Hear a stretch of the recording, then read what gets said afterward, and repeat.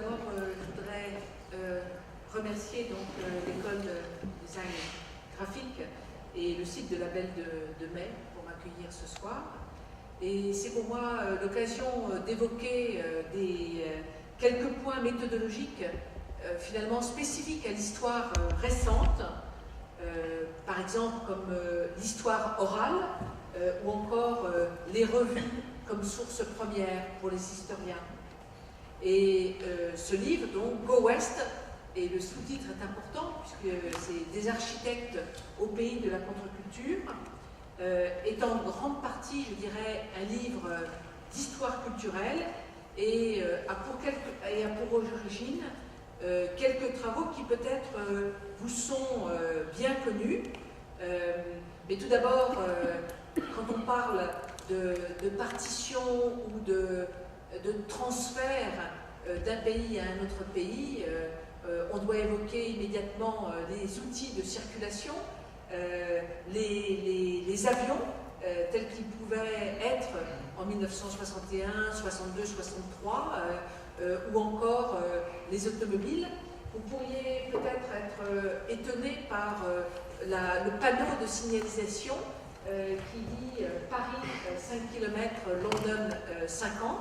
En fait, on se trouve juste à la frontière canadienne et dans la voiture était un architecte français, Jean-Louis Verret, et un architecte autrichien, Hans Solheim, qui ont circulé à travers les États-Unis et le Canada ensemble pendant plusieurs semaines au début des années 60 parce que, ou grâce, je dirais, au gouvernement américain qui avait mis en place une bourse de recherche qui obligeait ceux qui gagnaient cette bourse de suivre un master dans une université, mais aussi, c'était une obligation, passe 3 mois sur la route.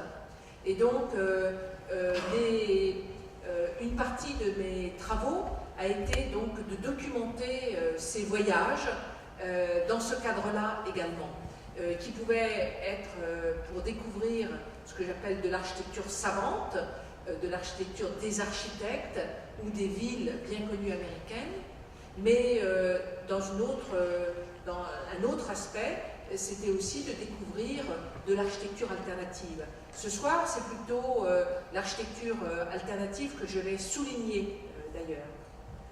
Alors, en fait, il y a des travaux qui posent déjà cette question de transfert culturel entre un pays et un autre pays.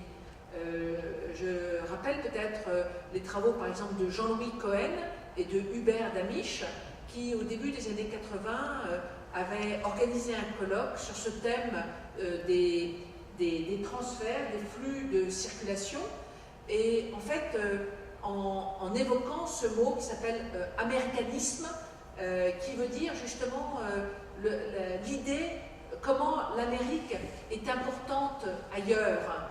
Et ensuite, Jean-Louis Cohen a préparé une exposition qui a donné un livre qui s'appelle Scènes de la vie future, qui a été publié en français et en anglais. C'est l'ouvrage qui est au centre. Mais Jean-Louis Cohen, qui est un enseignant et plutôt un historien de l'architecture, a publié aussi un ouvrage qui a été très important en termes de méthodologie pour moi. C'est un ouvrage qui montre non pas l'influence de l'Amérique sur les jeunes architectes français, mais au contraire montre l'impact de l'Italie sur les jeunes architectes dans les années 60. Et donc, ce livre, la thématique n'était pas la même, mais les méthodes, celles de regarder les influences, je dirais que ça m'a beaucoup servi dans mon propre travail.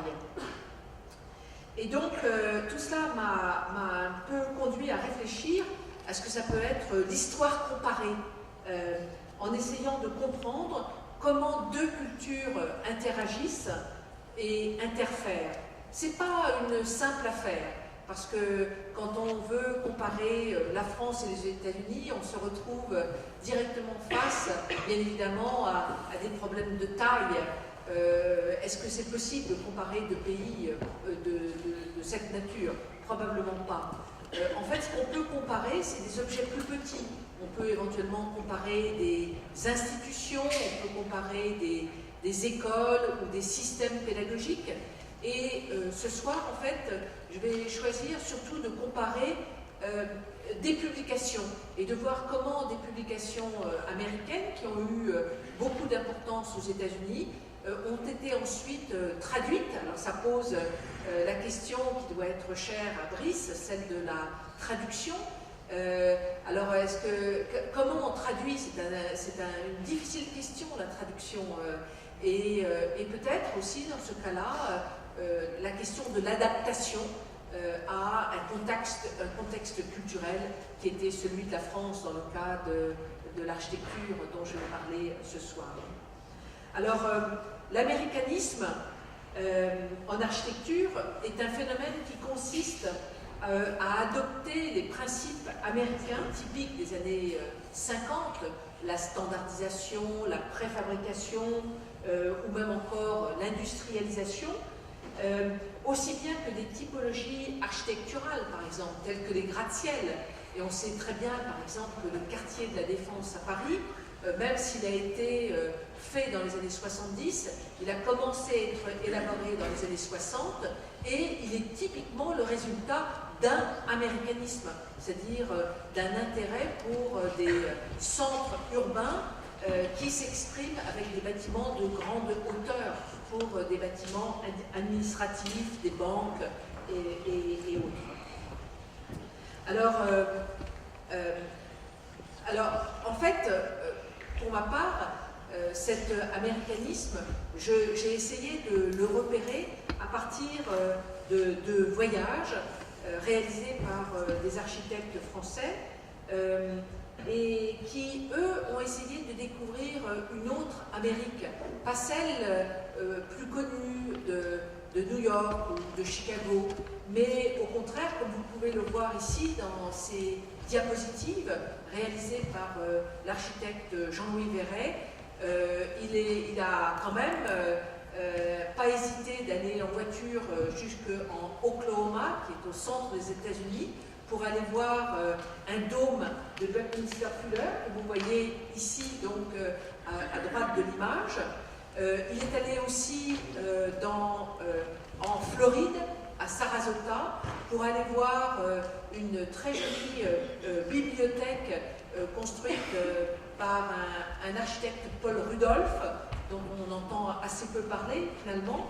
Mais il a aussi été voir la maison du futur, House of the Future, à Monsanto, en Californie, qui faisait en fait partie du Disneyland de la Californie. Alors, comme vous le voyez, j'ai pu récolter ces documents aux archives de l'architecture à Paris, puisque Jean-Louis Verret a déposé ces documents-là, et donc on peut essayer de retracer un peu son voyage à travers les diapositives qu'il a faites à l'époque. Il faut vous replacer à l'époque, le début des années 60, où on achetait des rouleaux de diapositives. C'était assez cher, la diapositive couleur, et donc 24 poses ou 36 poses, on avait un rapport à la photographie absolument différent qu'aujourd'hui avec des caméras digitales. Donc la plupart des photographies que l'on faisait, on les gardait, mais elles étaient en nombre raisonnable, je dirais. Hein, et donc il n'y a pas cette accumulation d'images qui serait peut-être plus une caractéristique de ces 20 dernières années. Et puis vous voyez, moi, ma conférence, ça va être aussi de vous donner quelques outils de l'historien, comment l'historien s'y prend. Et ces diapositives que j'ai trouvées dans un lieu d'archives, j'ai pu en faire des photos en utilisant une loupe sur la diapositive et une table lumineuse. Et Et on va laisser mon portable sonner, hein, et il s'arrêtera.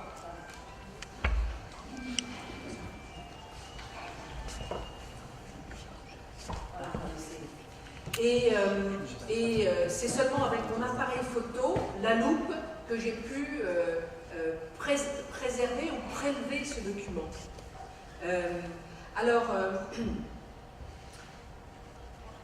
Ils sont donc, ces architectes, dans leur parcours aux États-Unis, ils sont bien sûr motivés par des intérêts professionnels, et ils regardent l'architecture américaine parce qu'elle est considérée avec une certaine avancée technologique, mais ils sont aussi intéressés par les revues, consultés par leur aspect technique qu'elles véhiculent. Et donc, il y a deux ouvrages en particulier qui vont intéresser ceux qui vont plutôt regarder la contre-culture.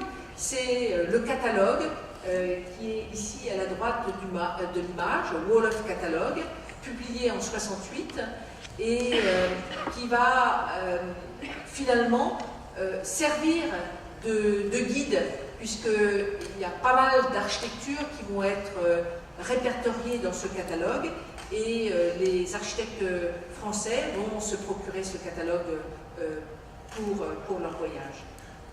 Alors, les revues d'architecture en France sont au courant des lieux, des poches contre-culturelles aux États-Unis.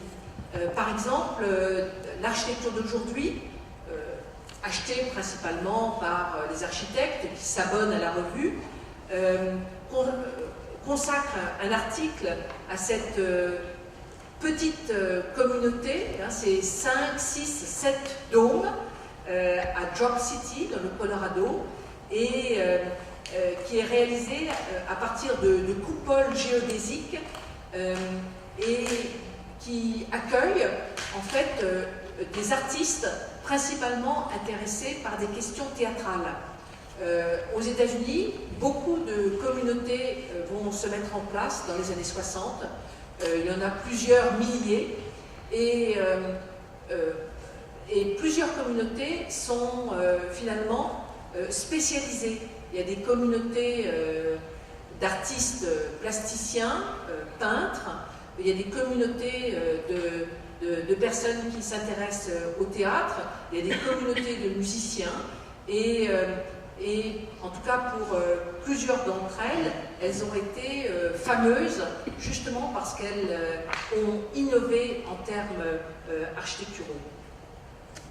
Alors, voici par exemple d'ailleurs un autre lieu qui était important pour les jeunes architectes. C'était ce lieu, Arcosanti, près de Phoenix, qui est également les pueblos du Nouveau-Mexique, qui attiraient beaucoup les architectes parce que justement c'était un cas d'architecture vernaculaire, mais réalisé depuis plusieurs générations, mais qui était capable de procurer des réalisations techniques comme des murs assez épais réalisés en terre et qui résolvaient des problèmes d'isolation thermique, à la fois pour le froid, et ici c'est le mois de décembre, il y a la neige, mais l'été il peut faire 40 à 50 degrés, et ces maisons en terre sont capables de procurer des espaces intérieurs très confortables. Alors, cette diapositive, c'est aussi une diapositive de Jean-Louis Verret. Je n'ai pas pu aller parler un peu plus de Arcosanti, mais Arcosanti, c'est un lieu mis en place, c'est mon image qui bouge toute seule, mis en place par un architecte italien, Paolo Soleri, et qui, dans les revues d'architecture françaises ou italiennes, proposait des workshops, des ateliers Ce qui fait que pas mal de jeunes étudiants sont venus faire des stages directement sur place de 3 mois, 4 mois. Et aujourd'hui, ce site d'Arcos Antilles continue toujours d'être un lieu d'expérimentation et de nombreux jeunes gens y passent plusieurs mois à construire selon une idée impulsée par Paolo Soleri. Alors d'autres lieux qui étaient importants pour justement ces voyageurs, c'était les maisons barges de Sausalito, qui est une baie près de San Francisco, et un certain nombre d'entrepôts ont été récupérés, qui ont été d'abord abandonnés et récupérés en maisons, et pas mal de charpentiers, d'architectes charpentiers se sont fait des péniches assez étonnantes, comme on peut le voir ici. Alors, ce lieu de Sausalito a été rendu mémorable, je dirais, par un petit film réalisé par Agnès Varda en 1900. Elle l'a tourné en 1967, mais il a été diffusé en 1972, et c'est Oncle Yanko. Si vous avez à la bibliothèque une compilation des œuvres de Agnès Varda, vous pourrez voir avec intérêt ce petit film qui raconte en 17 minutes la vie dans cette communauté à travers un vieux monsieur grec qui serait soi-disant l'oncle d'Agnès. Alors parmi les points forts de l'intérêt dans les revues d'architecture, mais des jeunes architectes, il y avait cette maison Zohm de Steve Baer, et on a discuté ensemble tout à l'heure qu'un artiste qui est exposé ici, tu peux me dire son nom? Oui, c'est ça, oui. En fait, va proposer une pièce à l'expo à Bâle, à la foire de Bâle, le 15 et le 16 juin. Enfin, la foire de Bâle, en fait, elle est inaugurée le 15 et elle dure jusqu'au 23 juin. Et cet artiste s'est beaucoup inspiré de ce travail de Steve Baer et propose une sorte de maquette à l'échelle 1. Il semblerait que ça soit en bois, enfin je ne sais pas trop, hein, je n'ai eu qu'une seule image aujourd'hui, mais en tout cas il est très porté par cette maison réalisée en 1972, et à partir d'une forme géométrique qu'on appelle un zôme, donc qui n'est pas un dôme, mais qui est finalement des alvéoles qui finalement s'assemblent beaucoup plus facilement que des dômes. Et cette maison, en plus, comme vous pouvez le voir ici sur l'image de gauche, elle a un mur entièrement composé de bidons d'eau peints en noir sur leur circonférence. Et en fait, vous pouvez le voir également dans cette photo en noir et blanc. Ces bidons d'eau, finalement, le soleil les frappe pendant la journée, et il y a une sorte de transfert de chaleur la nuit, et il y a des grandes portes qui permettent de fermer le dispositif le soir pour conserver la chaleur. Donc c'est ce qu'on appelle en fait un système de mur Trombe. Trombe était un ingénieur thermicien français, mais qui a donné son nom à ce système de récupération de l'énergie solaire. Mais c'est ce qu'on appelle un système finalement de low technologie, de technologie basse, de technologie douce finalement, non pas une technologie complexe de panneaux solaires, mais une technologie à la portée de tout le monde et en fait et qui n'est pas reliée par des systèmes extrêmement complexes. Alors je reviens ensuite sur ce Wolof catalogue, donc publié en 68 à 2 500 000 exemplaires entre 68 et 73. Et vous imaginez, 2 500 000 exemplaires, c'est énorme. Ce livre, Go West, n'est publié qu'à 2000 exemplaires.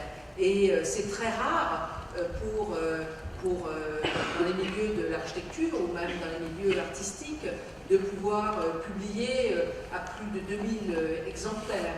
Donc 2 500 000, ça veut bien dire que ce catalogue arrive à un statut culturel et sociétal, je dirais, assez phénoménal. Et à l'intérieur, cet ouvrage recommandait des ouvrages. En fait, c'est un catalogue qu'on pourrait transposer, c'est une sorte de catalogue de la manufacture de Saint-Étienne. Ça présente des livres, donc de la matière intellectuelle, philosophique, mais aussi architecturale, mais aussi des outils. Et cette double page est consacrée justement au dôme géodésique, puisque c'est une des formes peut-être les plus fascinantes à l'époque. Le dôme géodésique a été... il existe déjà dès le début du XXe siècle. En fait, par exemple, il provient des travaux d'ingénieurs comme Graham Bell, qu'on connaît comme l'inventeur du téléphone, mais qui a aussi conçu des structures tridimensionnelles comme des grands cerfs-volants qui lui permettaient de réfléchir à des vastes structures légères. Tout cela pour développer éventuellement des machines volantes. Mais ensuite, ce type de structure a été réélaboré par Buckminster Fuller, qui en a proposé un brevet au début des années 50. Et une des caractéristiques, c'est comme on peut le voir ici, dans le schéma de principe, c'est une structure qui est réalisée à partir de mâts et de nœuds d'assemblage.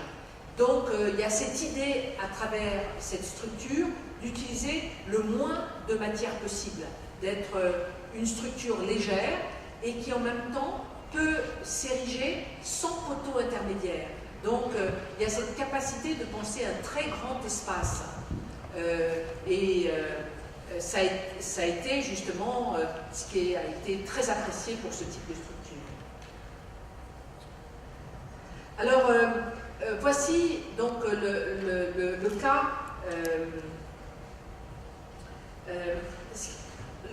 Ces architectes dont j'ai parlé, ils se sont intéressés par cette culture alternative parce qu'ils étaient sensibles à des discours autres que celui de la modernité architecturale et de la modernisation. Ils vont s'intéresser par exemple à des discours, par exemple sur ce qu'on appelle les technologies appropriées, ou encore sur l'autonomie énergétique, par exemple avec des dispositifs éoliens ou des dispositifs solaires. Ils vont être intéressés aussi sur des architectures en terre et ils vont suivre avec attention justement les développements des pensées écologiques et environnementales qui sont déjà très présentes aux États-Unis dans les années 60 Donc, à travers la figure dont je viens de parler de Buckminster Fuller, mais aussi de Steve Bear et d'un autre personnage que je vais regarder un peu plus précisément tout à l'heure, Sim van der Rijn. Alors, en fait, ces structures vont être regroupées dans une autre publication qui s'appelle Shelter, que vous voyez ici, et je montrerai la transposition, je dirais, une traduction mais adaptation française sur un livre qui s'appelle Habitat. Mais tout de suite, d'emblée, sur cette diapositive, je note les différences, bien évidemment la couverture, mais aussi la taille, puisque Shelter, comme le Wolof Catalogue, c'est plutôt une publication de format A3, même presque un peu plus grand qu'un A3. Donc c'est assez vaste. Les libraires ne sont pas contents d'avoir ce type de publication parce qu'ils ne savent pas où les mettre. Elles ne tiennent pas facilement dans les étagères. Alors, qu'est-ce que c'est que cette publication? Pourquoi était-elle importante? D'abord, elle a quand même été diffusée, là encore, à 185 000 exemplaires. C'est beaucoup. Et en fait, elle va contribuer à diffuser des formes ludiques de l'architecture. Elle va montrer toutes sortes d'abris, que ce soit des abris vernaculaires ou des abris alternatifs. Et pourquoi donc les architectes ont été intéressés par cette publication? Pourquoi ont-ils été fascinés par cette culture alternative?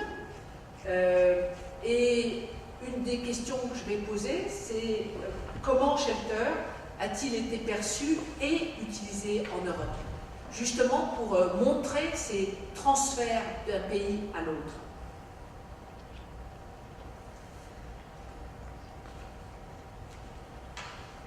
Alors, on peut dire que, et vous qui êtes certainement sensible à la qualité graphique, on peut dire que le choix de l'image de couverture, plutôt désuète, en tout cas absolument anti-moderne, pourrait surprendre.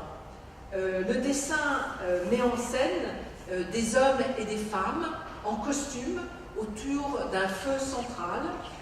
C'est une sorte dans une vaste yourte, c'est une sorte de représentation idéalisée du foyer, d'une vie pré-industrielle, proche de la nature, conviviale, protégée par cet abri qui est transportable. La yourte, c'est un abri transportable, et bien sûr, elle fait penser au dôme. Tant apprécié par la contre-culture nord-américaine. Alors pourquoi c'est tant apprécié par la culture nord-américaine, les dômes? C'est parce qu'ils représentent un espace pensé comme non hiérarchisé et mobile. Et ça, cette idée-là, elle est importante, surtout quand, vous le savez, le dôme est à nouveau assez à la mode dans les pratiques artistiques, dans les pratiques architecturales. Alors, en fait, c'est aussi comme une sorte d'idéal social qui se transpose dans le dôme. Ce non hiérarchisé est important à souligner.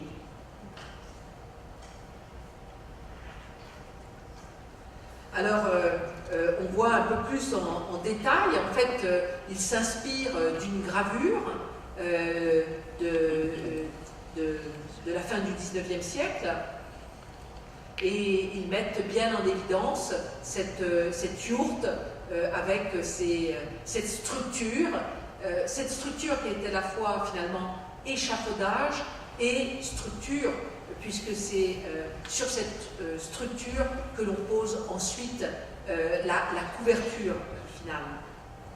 Alors, l'idéologie sous-jacente de l'entreprise éditoriale de Shelter transparaît dans les photos sélectionnées en première page de l'ouvrage.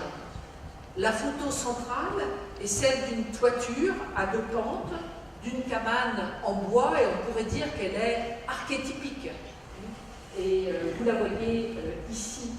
Et des images, des ingrédients qui permettent de vivre dans cette cabane, entre guillemets, idyllique, sont disposés tout autour.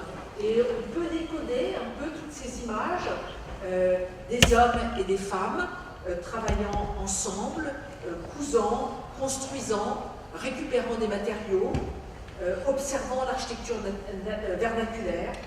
En fait, c'est une célébration de la vie plutôt que de l'architecture. C'est une sorte de leçon de comment faire plutôt que faire.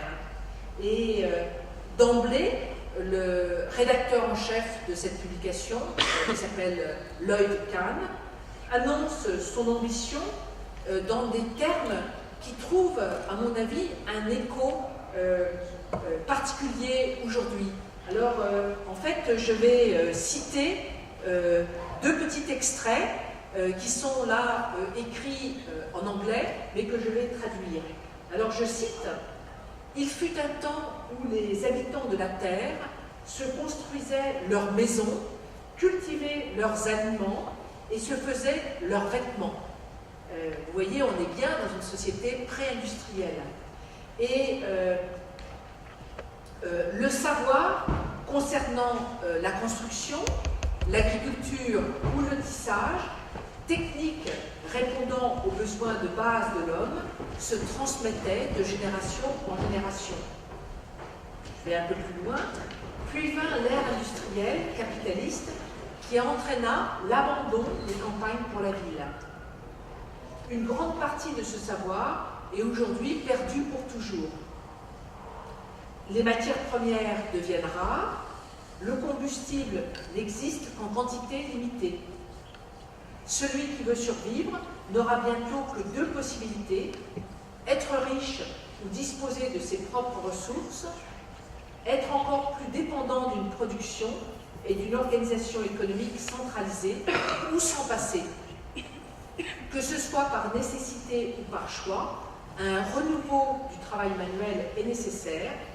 Nous en sommes absolument capables.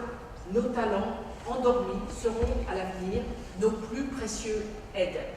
Et voilà, donc c'est donc ce qui est dit à la fois dans cet extrait ou dans celui-là. Et on peut dire tout de suite, on peut souligner, je dirais, l'actualité de plusieurs de ces propos, les préoccupations écologiques, la politique du développement soutenable et plus particulièrement la protection des ressources des pays pauvres et l'autonomie énergétique. Mais ce qui est important dans cette déclaration, peut-être, c'est l'emphase sur l'idée que l'on n'apprend jamais que par soi-même et que l'on est chacun riche de capacités constructives et inventives. Alors, il faut rappeler peut-être qu'en novembre 1973, à peu près au même moment que paraît cette revue, le monde passait alors par la crise du pétrole, que la contre-culture avait capté l'imaginaire d'un large public, que la guerre du Vietnam avait stimulé une partie de la jeune génération à se rebeller. Donc en fait, tout ce travail ou cette publication qu'on va voir un peu en détail, il faut le replacer bien sûr dans ce contexte culturel de cette époque des années 60, avec beaucoup de violence. Vous vous souvenez probablement de l'assassinat du président Kennedy au début des années 60, celle de Martin Luther King en 1968, celle de Robert Kennedy en 68, qui était... Mais il faut se rappeler aussi de cette guerre du Vietnam qui était interminable, qui avait déjà commencé dans les années 50 avec la guerre du Corée et qui continuait dans les années 60 et qui ne se terminera qu'en 1975. Et les jeunes gens en Amérique, en fait, à l'époque, il n'y avait pas une armée de métier. Et il y avait donc la conscription, c'est-à-dire que les jeunes devaient partir au service militaire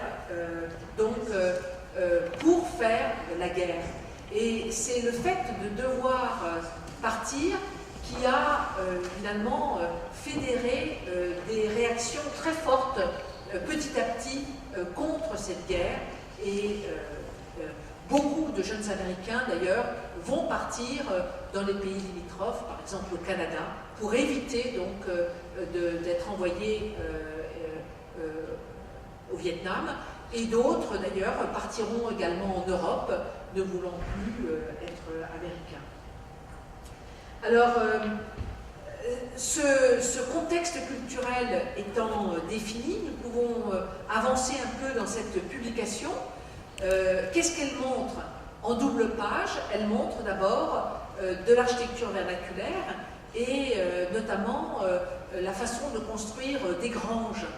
Et quand on parle avec Jean-Paul Jungmann, qui avait cette publication, il était, lui, très intéressé par des groupes anglais tels que Archigram, par exemple, pour l'utopie de leur dessin, mais il s'intéressait énormément aussi à ce type de publication, parce que les détails techniques étaient indiqués, parce qu'il y a à la fois le détail, la construction, mais c'est montré avec des dessins en coupe, c'est montré en perspective, c'est montré aussi par une série d'images en noir et blanc.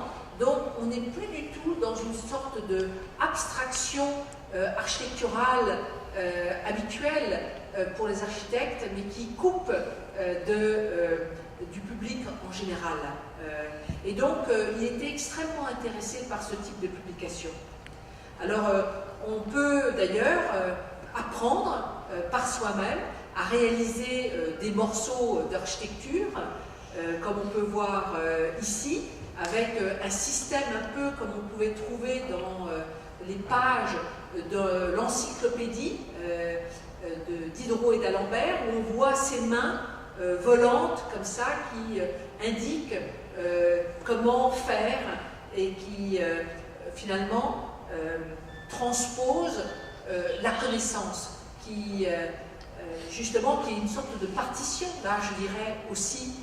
La partition étant un intermédiaire entre des musiciens et un compositeur. Avec une des caractéristiques de ces publications de la contre-culture, qui est repris beaucoup par aujourd'hui d'ailleurs, c'est aussi l'écriture manuelle, qui est là encore un signe de anti-industriel, c'est-à-dire qu'on n'accepte pas les fontes et on est là, la mesure de l'homme est marquée justement par l'insistance sur l'écriture manuscrite. Alors, dans cette publication, on a aussi des informations sur des énergies renouvelables, mais aussi des jardins potagers, des jardins partagés, mais aussi que faire des déchets. Il y a toute une philosophie sur la question de la récupération des matériaux. Donc je rappelle, hein, on est à la fin des années 60, au début des années 70, et cette publication a été réalisée non loin donc de San Francisco, et la ville de Berkeley a été l'une des premières à mettre en place des grands entrepôts de récupération des matériaux. Donc la question du déchet était déjà prise en compte à cette époque-là. Alors, les énergies éoliennes, mais aussi des systèmes donc, de collecteurs solaires, toujours low technology, jamais high technology, toujours de façon que les gens puissent s'emparer de ces systèmes et les faire par eux-mêmes, et qu'ils ne soient pas complètement bloqués par une technologie difficile à exploiter. Alors encore, à nouveau, on voit une réalisation de Steve Baer, qui avait cette entreprise Zoneworks, et donc c'est à nouveau ce travail qui intéresse l'artiste que l'on voit dans les attaches ici.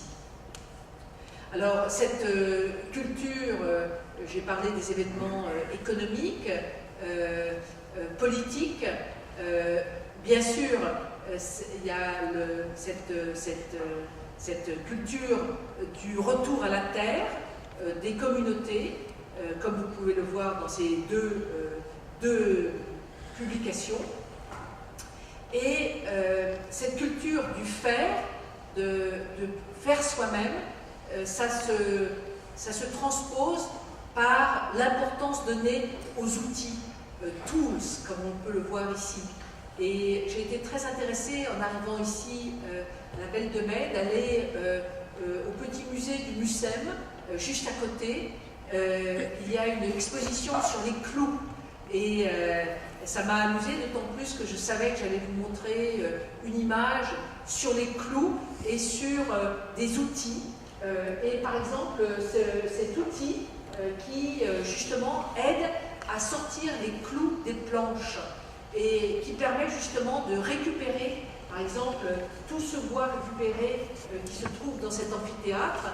Il a certainement été utilisé pour d'autres constructions, mais ce qui rend difficile la récupération des matériaux, c'est que quelquefois, il y a des clous. Donc, et retirer des clous, ça prend du temps. Donc les Américains déjà ont inventé des outils extrêmement performants pour retirer assez vite les clous. Je ne sais pas quel est le nom en français, ça a un nom cet outil. Pardon? Un arrache-clou. Un arrache-clou, oui. Mais c'est un bel outil qui est fondamental dans cette culture de la récupération. Alors, dans ces dômes, voici donc l'organisation intérieure de l'un d'entre eux. Vous voyez donc, on est là encore en présence d'un dôme géodésique avec un plafond constitué donc d'une structure tridimensionnelle couverte par des planches de bois. Mais ce qui est très intéressant, et vous voyez qu'il y a là encore une non-division de l'espace, toujours pour cette question de hiérarchie, mais aussi pour que l'espace ne soit pas séparé, par exemple entre la cuisine et la salle à manger, hein. Mais on pourrait croire qu'on est là dans une culture peut-être non technologique, mais en fait, vous voyez ici que dans ce lieu, il y a toujours la chaîne hi-fi comme un élément technologique de très grande importance, la musique étant une des activités importantes de l'époque.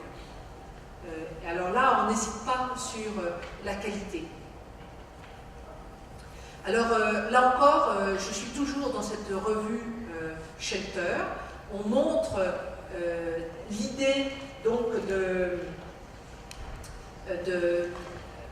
construction ancienne,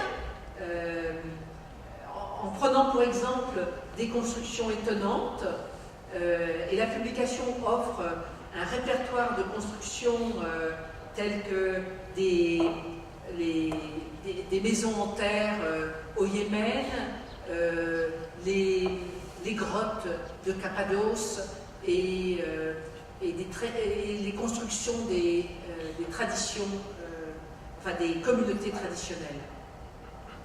Voici donc ces constructions en Cappadoce. Et puis des huttes en pierre sèche avec récupération de la paille comme couverture.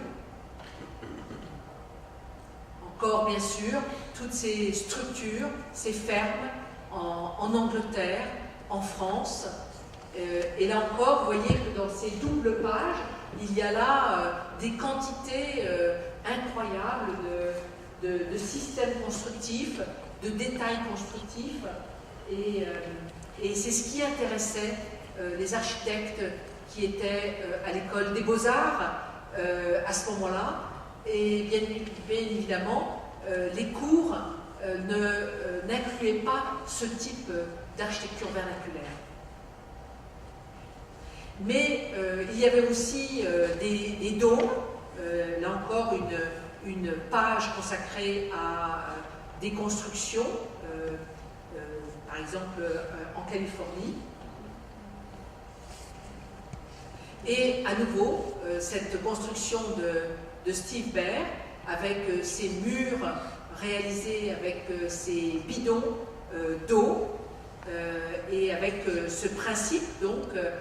Alors, les architectes pouvaient être à la fois étonnés par la forme, et je pense que l'artiste dont j'ai parlé tout à l'heure est essentiellement intéressé par la forme, par l'aspect formel de ces hommes, mais pour les architectes, il y a aussi l'aspect technique de l'énergie solaire récupérée.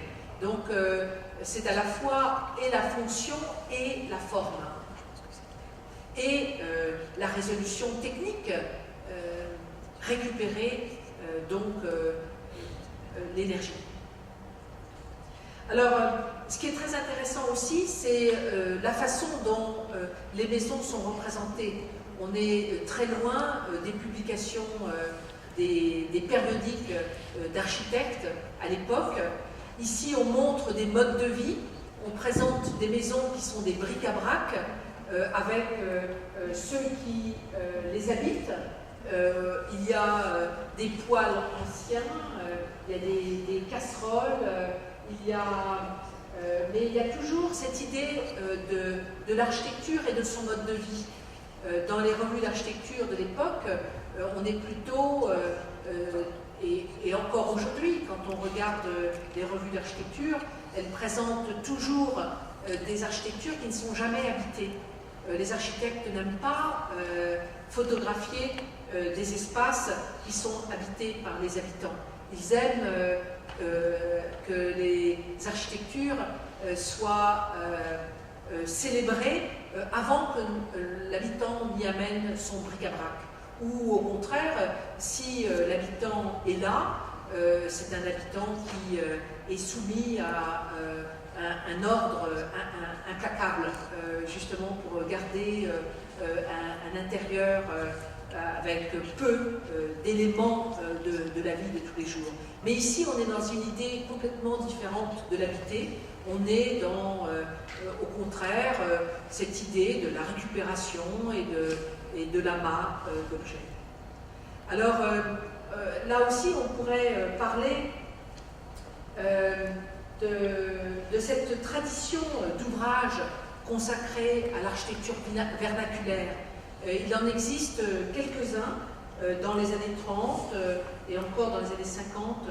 Je pense par exemple à des ouvrages d'architectes italiens comme Gio Ponti ou Giovanni Michelucci ou Giuseppe Pagano, qui montraient des habitats vernaculaires à la fois extérieurs, mais aussi à l'intérieur. Mais souvent, c'était pour montrer presque des habitats qui ressemblaient à de l'architecture contemporaine, quand c'était des fermes justement avec des parallélépipèdes enduit de chaux blanches, par exemple. Hein. Donc il y avait ce rapport entre l'habitat vernaculaire, oui, mais il est parce qu'il ressemble à ce que les architectes de l'époque font.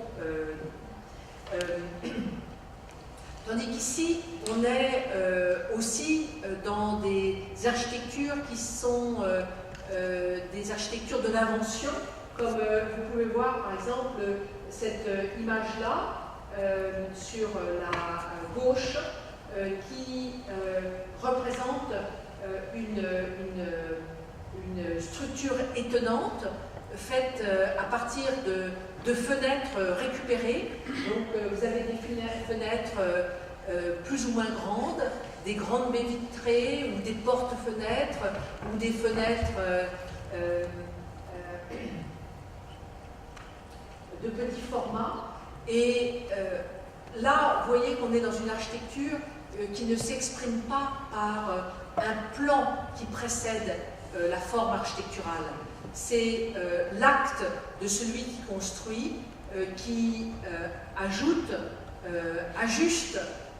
les bois les uns après les autres et qui ajuste les éléments de fenêtre, mais il y a cette intelligence du constructeur sans passer par les plans et l'abstraction de l'architecte.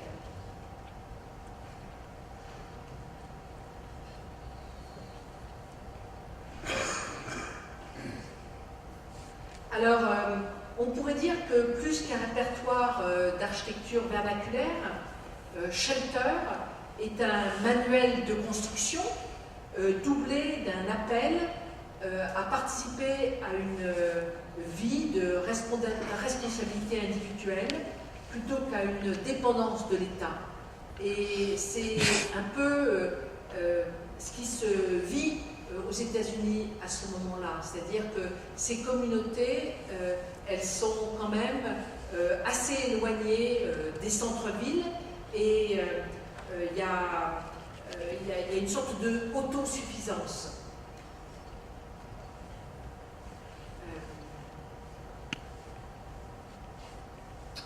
Et vous pouvez le voir aussi, là encore à nouveau, des détails de ces images où on voit les familles rassemblées autour de la table, etc. Bon, il y a là encore une idéologie assez poussée de l'idée de communauté. Je reviens donc sur cette double page parce que en termes de mise en page, là encore, on pourrait dire qu'elle est faite d'une sorte de bric-à-brac d'images. Pour ma part, je la compare un peu à ces panneaux de liège qui étaient souvent présents dans les maisons à l'époque, où on pouvait puiser des images, des photos comme cela. Et j'ai l'impression que cette publication, elle a été fabriquée comme ça, avec des photos ajustées, et on y indique aussi un poème d'un poète de la contre-culture, Brotigan, que peut-être Brice connaît. Pardon? Et ça m'intéresse beaucoup, ce poème de Brotigan, parce qu'il exprime, je dirais, il fait parler les matériaux, il fait parler la fenêtre, il fait parler la porte. Donc là il dit there are walls that want to crawl with a mountain through the early morning dusk. Il y a cette idée donc de faire parler les lieux, et ça me rappelle un autre architecte, mais qui est là sur la côte est, Louis Kahn, qui lui aussi faisait parler la brique, et il demande brique, qu'est-ce que tu veux être? Et la brique lui dit je veux être un arche ou un arc, une arche. Et bon, j'ai assez apprécié cette poésie comme ça, presque comme une sorte comment on emploie ce mot, comme cette idée où on fait parler les choses, c'est une sorte d'animisme qui m'a paru intéressant à souligner. Alors, mais comment ce bric-à-brac d'informations, de lecture, d'architecture a été composé? Bien, il y a quand même une bibliographie avec des ouvrages qui ont été utilisés, bien souvent sans credit line. On est dans cette idée de la free press, où on emprunte des images, mais sans forcément demander la permission. Plus tard, quand le catalogue va être réédité, Lloyd Kahn fera l'effort quand même d'indiquer les crédits et d'indiquer dans quelle publication il s'est emparé de telle ou telle image. Alors on peut repérer par exemple des éléments, par exemple d'un architecte hollandais, Aldo van Eyck, qui lui avait beaucoup voyagé en Afrique, dans le pays d'Ogon, et les images qui concernent l'Afrique, les falaises de Bandiagara, les huttes du pays d'Ogon, proviennent justement du livre de Aldo van Eyck. Mais on trouve aussi des ouvrages écrits sur les granges, par exemple sur les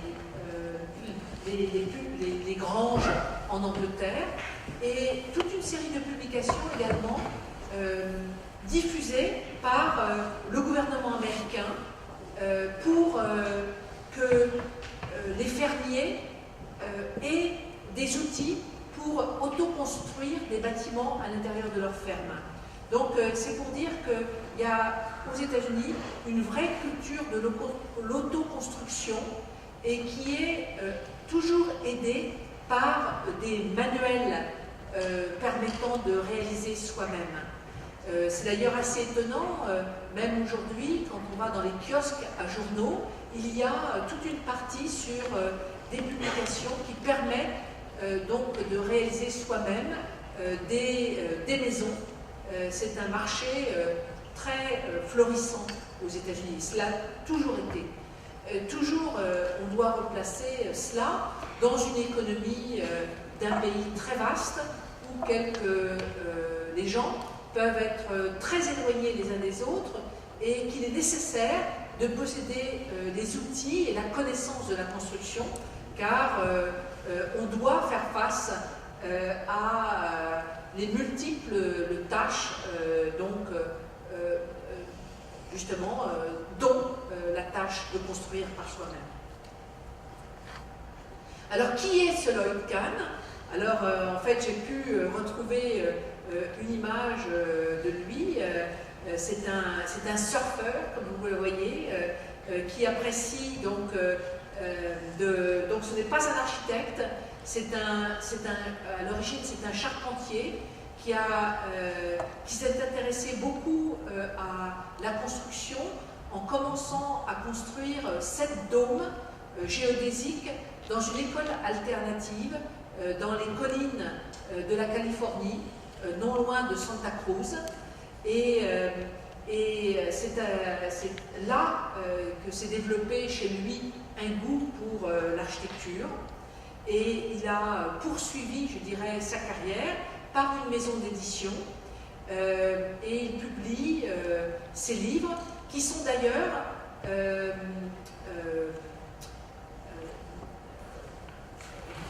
documentés aussi avec des documents venant d'Europe, notamment grâce à un enseignant de l'école d'architecture de Toulouse, Jean Soum, qui s'est mis en contact avec Lloyd Kahn et qui a fourni toute une série d'images sur des constructions étonnantes, par exemple dans les Pyrénées, dans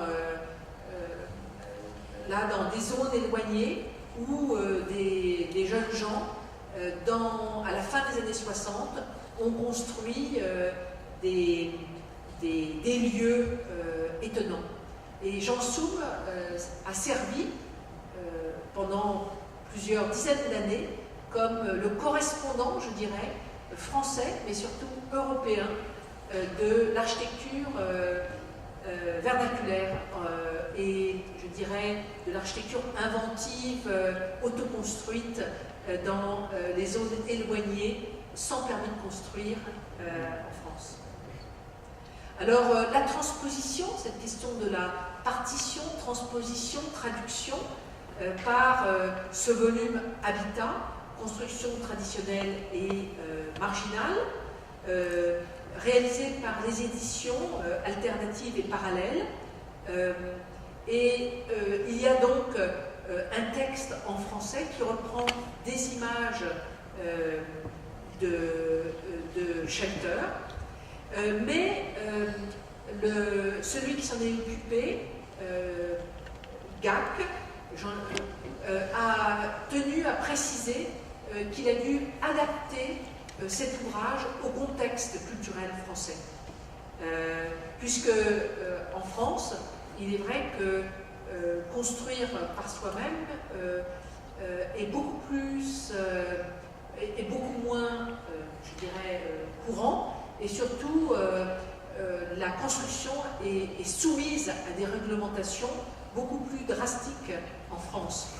On n'a pas le droit de construire un certain nombre de mètres carrés, on doit déposer un permis de construire, et aussi il faut rappeler qu'à cette époque, dans les années 70, pour les jeunes gens qui partaient loin des villes, il y avait d'autres types de constructions qui étaient disponibles. Tous les villages qui étaient abandonnés par l'exode rural qui s'est manifesté dans les années 60.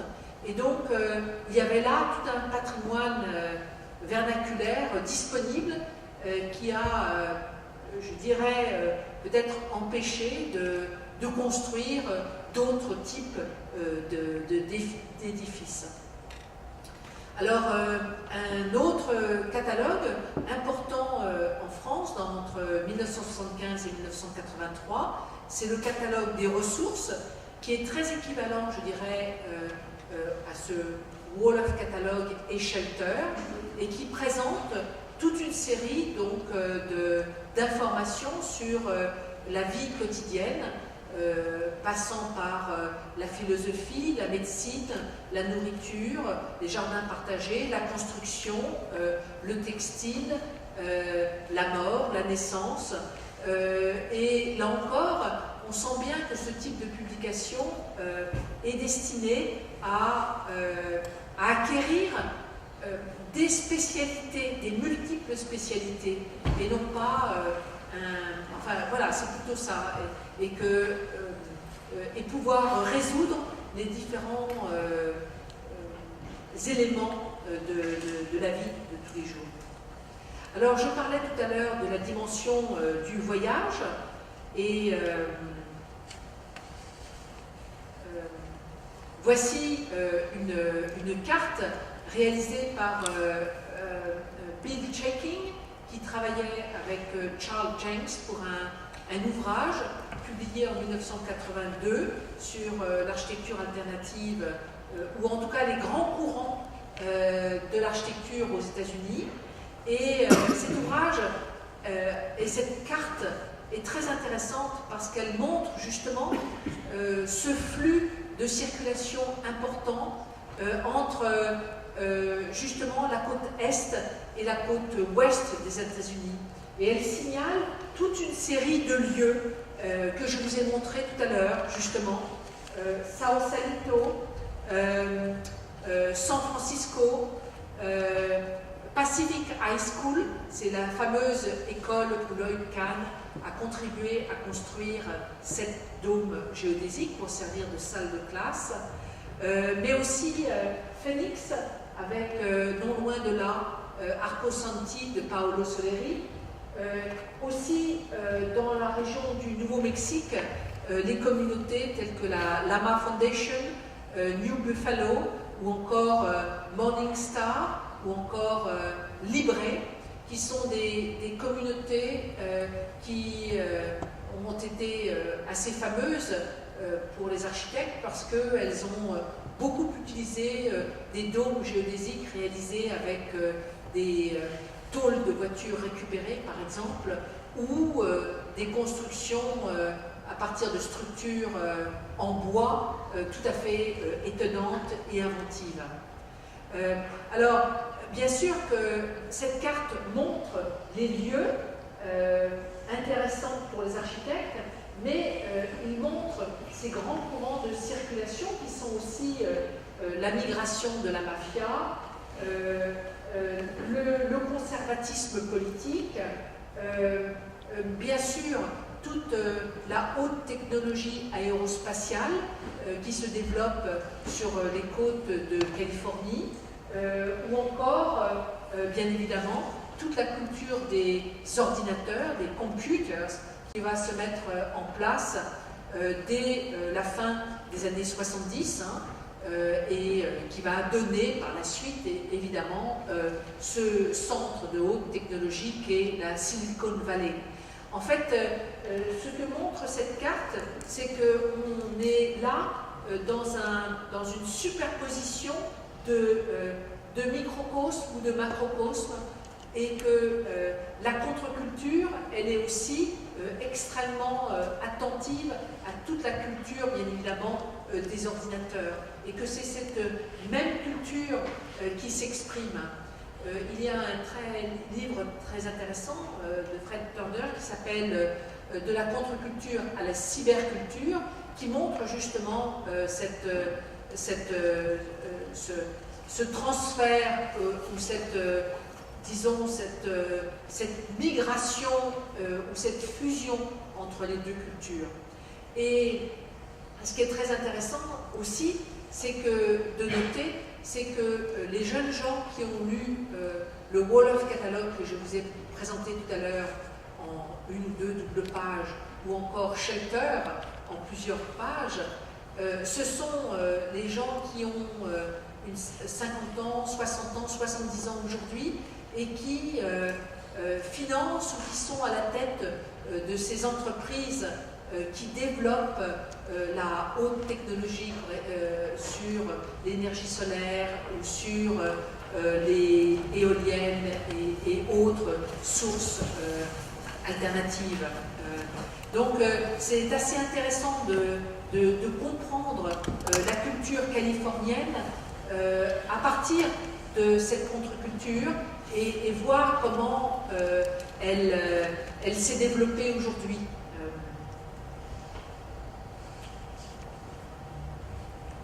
Alors, bien évidemment, elle s'est développée aussi en termes d'architecture comme cela, mais aussi, bien évidemment, des éditeurs, puisque je donne une grande part aux publications. Il faut savoir que les grandes maisons d'édition de la côte Est, puisque c'était principalement sur la côte Est des États-Unis qu'il y avait ces grandes maisons d'édition comme Random House ou d'autres, elles ont fini par aussi émigrer ou avoir des succursales sur la côte Ouest, et surtout le style de la côte Ouest, c'est-à-dire c'est une sorte de je dirais une sorte de informalité programmée, va devenir une sorte de standard aussi sur la côte Est, et de grandes publications telles que Harper's par exemple va utiliser les mêmes techniques de communication de la contre-culture, c'est-à-dire d'appeler les lecteurs à participer. Le jeu de la participation est une des caractéristiques des publications contre-culturelles qui va être ensuite adoptée par des grands groupes éditoriaux de la côte Est. Pour vous dire que ces techniques-là sont très rapidement récupérées. Alors pour évoquer ce transfert entre les États-Unis et la France, je prendrai l'exemple d'une publication réalisée par 3 jeunes architectes qui ont réalisé cet ouvrage dans leur cadre de diplôme d'architecture en 1974. Ils sont partis aux États-Unis en 1972 et ensuite en 1973, et ils ont visité tous les sites que je vous ai mentionnés, Drop City, Lama Foundation, Libre, Sausalito. Ils sont allés dans les congrès d'alternatifs s'occupant de pensée énergétique, et ils ont décidé de faire leur diplôme d'architecture comme un manuel sur comment adopter des principes de récupération d'énergie solaire. Et ensuite, ils l'ont publié parce que à l'école Paris UP6, à l'époque, une fois que l'école des Beaux-Arts a fermé en 1968, il y a eu des unités pédagogiques en France, et Jean-Paul Huckman a ouvert une imprimerie à UP6, et donc les étudiants qui ont travaillé avec lui ont justement pu réaliser un ouvrage qu'ils ont ensuite vendu. Donc cette couverture, c'était la première composée dans le cadre de leur diplôme, mais quand ils ont ensuite présenté une édition, deuxième édition, ils ont fait une couverture qui dit bien l'aspect psychédélique de l'époque. Là encore, vous voyez qu'il y a des éléments avec le soleil, la terre, les étoiles. Il y a une sorte de cosmogonie, je dirais, et puis l'idée de l'arbre dans lequel on voit des fenêtres. Donc il y a cette idée de construction, nature. Bon, on pourrait interpréter l'iconographie de cette page. Et bon, bien sûr, cette face cachée du soleil marque aussi cette face cachée de l'Amérique, hein, celle justement qui est loin de l'industrialisation, de la standardisation et de la préfabrication. Et pour leur travail, ils se sont inspirés des caractères des cartoons américains, que ce soit Mickey ou d'autres cartoons d'ailleurs européens, pour essayer d'inventer un discours scientifique, c'est-à-dire comment penser le contrôle climatique, mais avec cette idée d'apprendre en s'amusant. Donc utiliser la bande dessinée comme un outil pour faciliter le passage de connaissances. Ils utilisent aussi le Keluc avec justement toute cette recherche sur la crise du pétrole. Donc là, on a une page intéressante. Là encore, cet ouvrage est réalisé en 1974, et cette crise, qui est en fait une crise politique, hein, c'est-à-dire l'embargo pétrolier des pays du Moyen-Orient, et tous les États des pays européens et américains informant leurs citoyens qu'il va falloir maintenant utiliser les couvertures, réduire le chauffage à l'intérieur des maisons et arrêter d'utiliser la voiture. Cette crise de 1973 a permis de développer tout un savoir justement sur des alternatives qui vont être financées aussi paradoxalement par des grandes entreprises telles que l'EDF.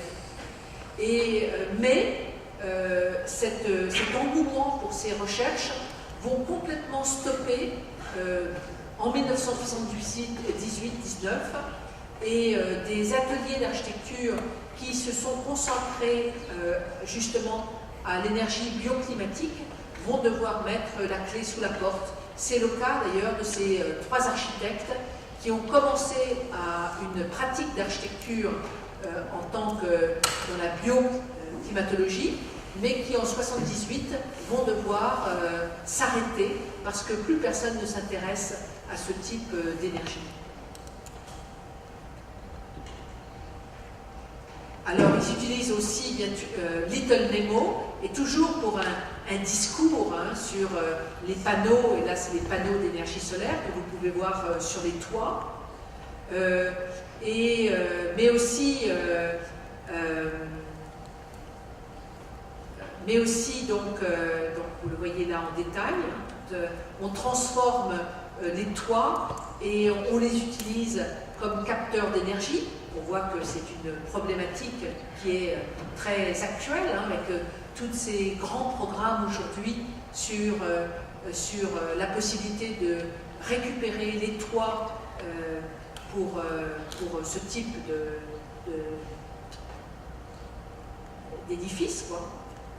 Mais ils utilisent aussi Tintin, le professeur Tournesol, comme un grand spécialiste de ces panneaux solaires.